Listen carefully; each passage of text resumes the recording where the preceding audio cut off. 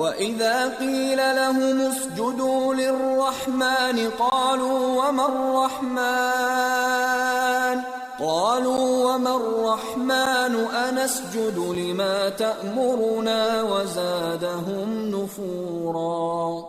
Y cuando se les dice, postraos ante el misericordioso, dicen, ¿y quién es el misericordioso? ¿Es que vamos a postrarnos ante quien nos mandéis? Y se alejan aún más.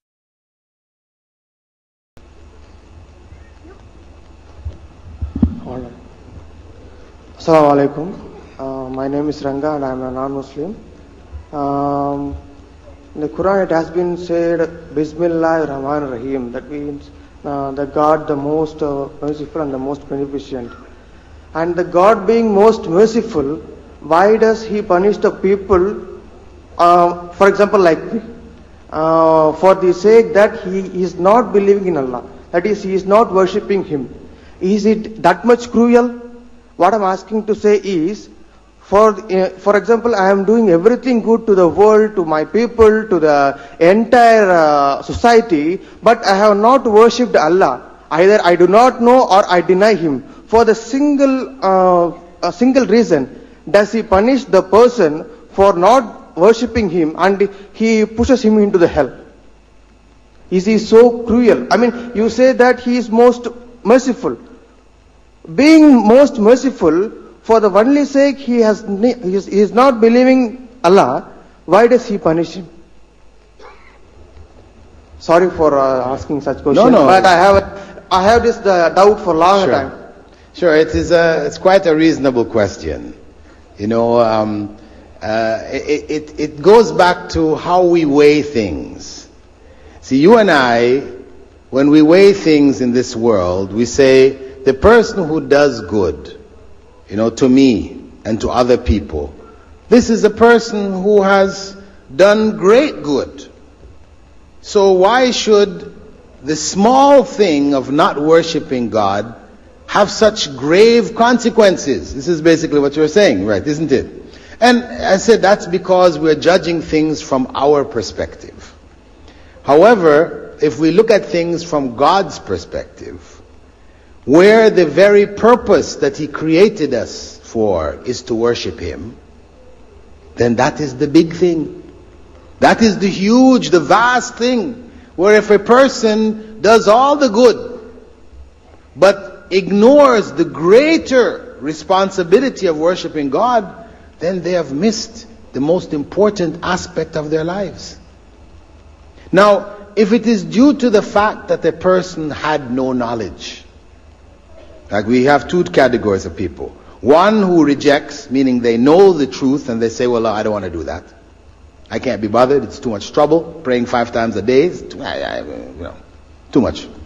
Whatever. That's one category of people. The other category of people are those who were born by God's destiny in a circumstance where they didn't know the truth. They didn't know what worshiping God entails and what they should do. For such a person, God does not punish them without them getting an opportunity to choose to worship Him.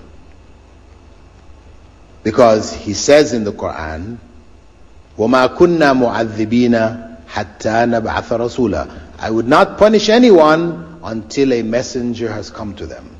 So for those people who were born deaf, dumb and blind, they couldn't hear the message. They were retarded. They couldn't understand the message. They died as children. They couldn't comprehend the message. They never heard the message because they were living in some corner of the world where the message didn't reach. Then for those people, prior to the final resurrection and judgment, they will be brought back and God will send to them a messenger from Himself and give them the choice to accept Him and worship Him or not. So nobody is going to hell unfairly. Those who have received the message, who know what the truth is, and choose otherwise. Now these are the people who have rejected God. Rejected God's command, and they have decided for themselves, I'm just going to do good. Right? Those are the people who then would suffer such a punishment. Because ultimately, to be honest, people who don't believe in God only do good as long as it's beneficial to themselves. You know? They will do good, a lot of good.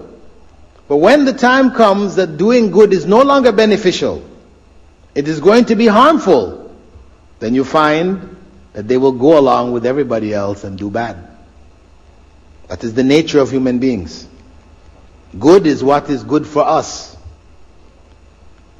That is our nature. So by believing in God, we are able to rise above that to what is good because God said it is good.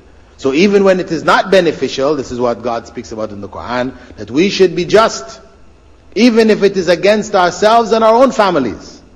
So God is most merciful, but He's also most just. Because if you're going to try to use the example of Him being most merciful and say, well, since He's most merciful, then even the person who rejects Him, He should still reward him. What about the person like Hitler, who massacred many people? Pol Pot, who massacred millions. Other evil individuals in your society here who mass murderers and things like this. God is most merciful. Should they get reward also? No. Justice. Because mercy is tempered by justice. Because if mercy means injustice, then that is not what God is. God is most merciful and He's most just.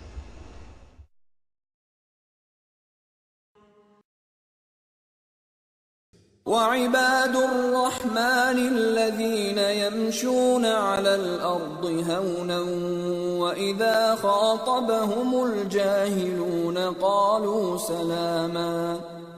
Los siervos del Misericordioso son aquellos que caminan por la tierra humildemente y que cuando los ignorantes les dirigen la palabra dicen paz.